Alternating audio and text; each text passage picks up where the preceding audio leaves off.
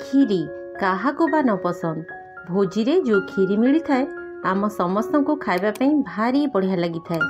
तेबे चलतु आज आम तैयारी करबा पूरा पूरी भोजी स्टाइल ले एकदम परफेक्ट खीरी रेसिपी भल लगिले प्लीज गोटे लाइक करिवे। नमस्कार आपन को काकुलिस क्वेश्चन को बहुत बहुत स्वागत। तेबे चलतु स्टार्ट करबा रेसिपी भोजी स्टाइल रो ए खीरीटी को बनेबा पई एठी देखो दर्शक बंधु मु आज चूली रे खीरी प्रिपेयर करी तो सेठी पई एठी मु गोटे बड़ डेक्चीटे बसई देछि। डेक्ची रे प्रथमे आमे किछि गुआ घियो देदबा। घियो गरम हे गेला परे सेथिरे आमे फाळ करके रखितिबा काजू पकेदबा। आपण जेतिकी काजू व्यवहार करिवे से अनुसार काजूर परिमाण को कम किंबा बेसी करि परिबे। तो देखंतु काजू हल्का टिके भाजी गला परे एथिरे आमे किसमिस पकेबा। किसमिस एठी ऑप्शनल अछि, आपण को जदी पसंद पकेबे नहले तो स्किप कर जे परिबे किंबा आपण को जो ड्राई फ्रूट्स पसंद आपण एथिरे ऐड करि परिबे। तो देखंतु काजू किसमिस भाजी गला। किसमिस बहुत जल्दी भाजी जाए तेणु देखिकी सांगे सांगे याकू बाहर कर देबे। एठी देखंतु काजू किसमिस बढ़िया भाव में भाजी गला। आमे याकू बाहर करनबा। काढी नेला परे एथिरे आमे किछि चीनी पकेबा। तो देखंतु एठी मु पाखापाखी 5 बड़ चमच चीनी नेछि। चीनी को आमे कारामेलाइज करबा जहा फल रे खीरीर कलर बहुत बढ़िया आसीबो। एठी देखंतु मझिरे मझिरे चीनी को टिके घांटी दउथबे। ता सहित एथिरे बढ़िया फ्लेवर आनिया पे एठी मु किछि गुजराती पकेछि। एटा गोटा गोटा अछि। गोटा गुजराती चीनी रे पके देबे। एठी देखंतु एबे आमे चीनी को बढ़िया सुंदर कलर आसीबा पर्यंत याकू धीरे धीरे घांटी नउथबा। एठी देखंतु चीनी रा कलर धीरे धीरे चेंज होबा स्टार्ट करलानी। चीनी रा कलर गोल्डन कलर हे आसिले एथिरे सांगे सांगे पानी दे देबे। एठी देखंतु मु एथिरे दरकार मुताबक पानी दे देली। जेहेतु आमे खीरी को चूली रे प्रस्तुत करूछे तेणु एथिरे अल्प टिके पानी दबा। आ कारामेल ले सांगे सांगे खीर पके देबेनी नहले खीर छिंडी जिवो।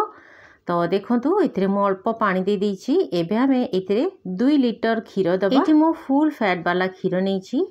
तो एठी मु पाखापाखी 12 जनक पई खीरी बनेबी। तो सेति पई 2 लिटर खीर नेछि। आपण जदी अधिक बनेबे ताले खीरर परिमाण आ टिके बढ़े देबे। तेबे दर्शक बंधु आपण माने ए भिडियोटी को केउ जगह देखुछंती निश्चित भाबरे मते कमेंट जणेबे जहा फल रे मु आपण को धन्यवाद दे परिबी। एठी देखंतु खीर दे देला परे आमे आकू घांटी दबा। एथिरे आमे स्वाद अनुसार लूण दे दबा। खीर रे हल्का लूण निश्चित पकेबे टेस्ट बहुत बढ़िया आसीबो। ता सहित एथिरे भलो बासना आनिया पई किछि तेजपत्र को आमे छिंडे की पके दबा। एबे आमे ए खीरटी को मझिरे मझिरे घांटुथुबा।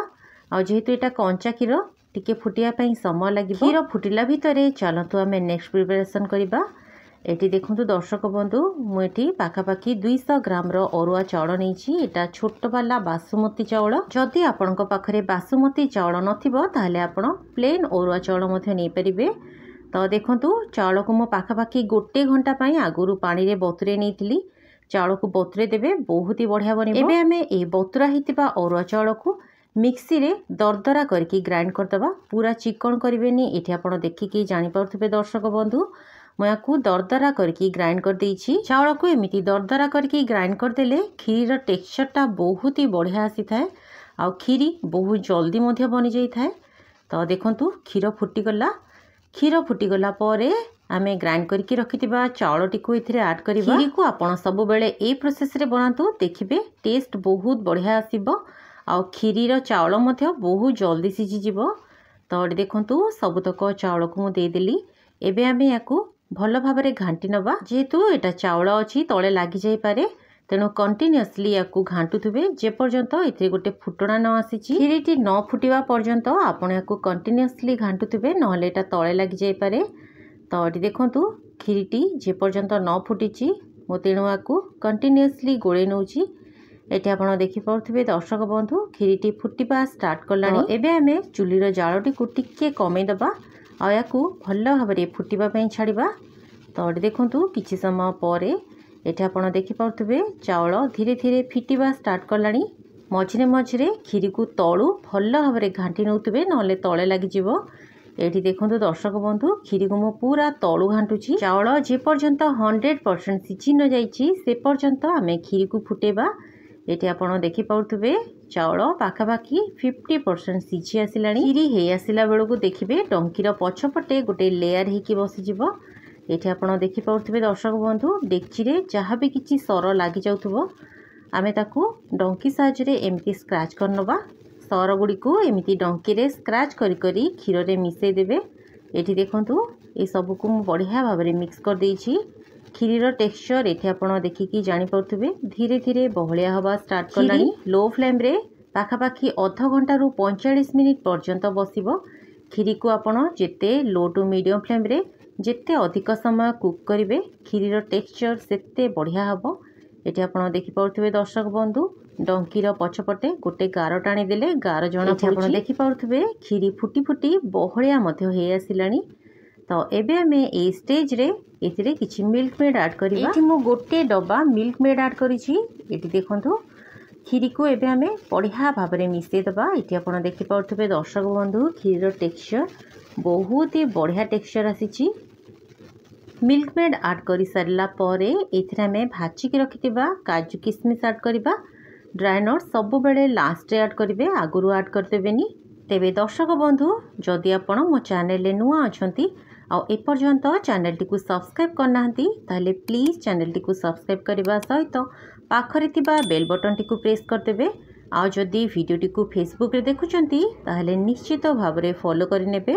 तो जेहेतु आम घरे केते जण मीठा खीरी खांतिनी तो सेथिपई मु सेमानक लागि बिना मीठा वाला खीरी बाहर कर नउछि। आपनक घरे जदि केही डायबिटिक पेशेंट थिबे ताहले आपण ए स्टेज रे तांको पई खीरी अलगा बाहर करि नै परिबे।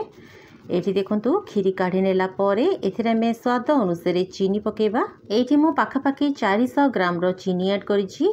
मीठा एठी आपण आपनकर पसंद अनुसार पके परिबे। तो देखंतु एबे आमे एथिरे बढ़िया बास्ना पई गुजराती रो गुंड पकेबा। बिना मीठार खीरी बाहर कर नेला परे मध्य मु सेथिरे गुजराती गुंड ऐड कर देइछि। तो एठी देखंतु चीनी को आमे किछि समय खीरी सहित फुटे दबा।